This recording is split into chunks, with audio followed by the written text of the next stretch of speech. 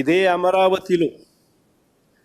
అమరావతిలో గతంలో చంద్రబాబు నాయుడు అనే వ్యక్తి స్కాములు చేస్తూ ఇదే మాదిరిగానే కన్స్ట్రక్షన్ యాక్టివిటీస్లో లంచాలు తీసుకుంటూ ఈ మనిషి రెడ్ హ్యాండెడ్గా దొరికిన సందర్భాలలో, ఐ రిపీట్ దోస్ వర్డ్స్, దొరికిన సందర్భాలలో చంద్రబాబు నాయుడు గారికి ఇచ్చిన ఇన్కమ్ ట్యాక్స్ నోటీస్ చూడండి ఒకసారి. నేను కాదు ఇచ్చింది,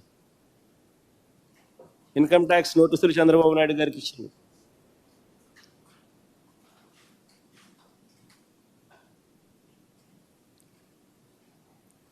delivery of cash to Shri Nara Chandrababu Naidu,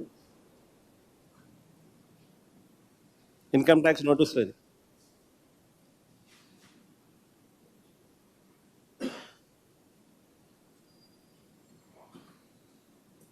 Srinivasarao Chandrababu Naidu గారి పిఏ,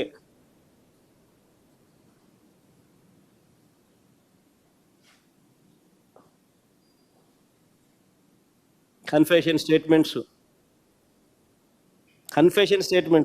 ఆరోపణలు కాదు, కన్ఫెషన్ స్టేట్మెంట్లు.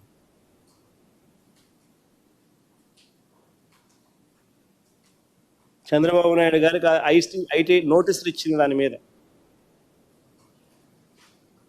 కేసు ఎదుర్కొంటా ఉన్నాడు ఇదే అమరావతిలో. అయినా ఏమాత్రం కూడా జంకు లేదు, బొంకు లేదు. ఇదే కొనసాగింపు, మళ్ళీ ఇదే మాదిరిగా మళ్ళీ యథేచ్ఛగా జరుగుతూ ఉన్నాయి.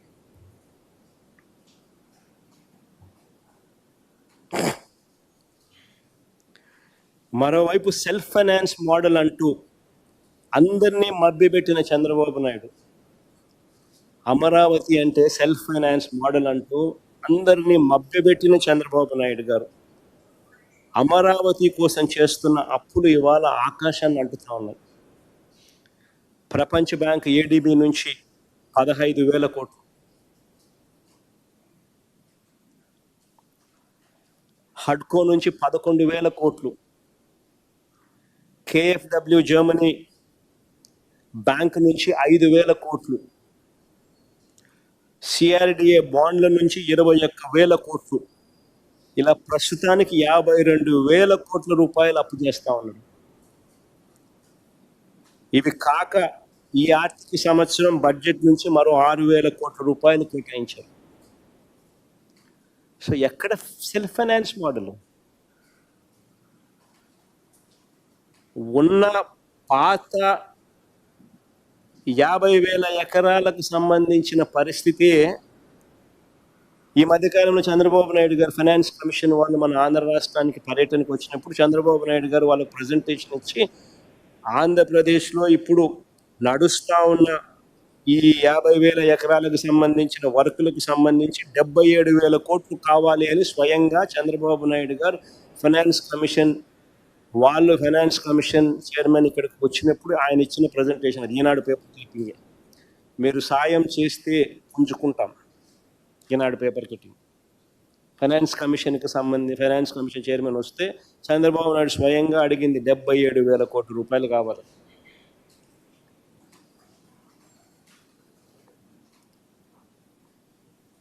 అంటే అమరావతి కోసం చేయబోతున్న ఖర్చు ఎన్ని లక్షల కోట్లు దాటుతుందో మనకి అర్థమవుతుంది. ఇది కాక మరో 50,000 కోట్లు కావాలంటే అమరావతి విస్తరణ. కానీ ఈ 50,000 ఎకరాలకే పరిస్థితి ఇది, 77,000 కోట్లు ఇంకా కావాలంట.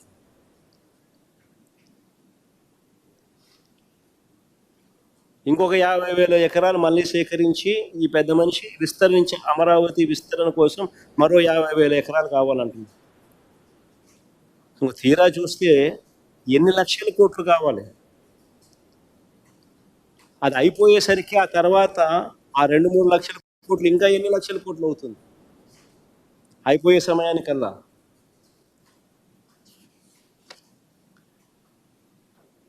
నేను ఇదే పెద్ద మనిషి చంద్రబాబు నాయుడు గారిని అడుగుతా ఉన్నా, అసలు ఇంతింత అప్పులు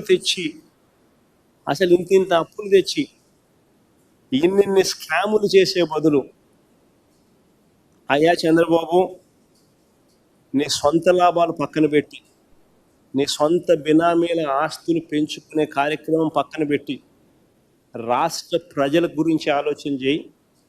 కావాలంటే విజయవాడ గుంటూరు మధ్యలో ఎన్హెచ్ దగ్గర నాగార్జున యూనివర్సిటీలోనో లేకపోతే ఒక 500 ఎకరాలు అక్కడ గుంటూరు విజయవాడ మధ్యలో ఎక్కడో ఒకసారి తీసుకొని 500 ఎకరాలు నువ్వు కట్టాల్సిన బిల్డింగ్ ఏదో కట్టు,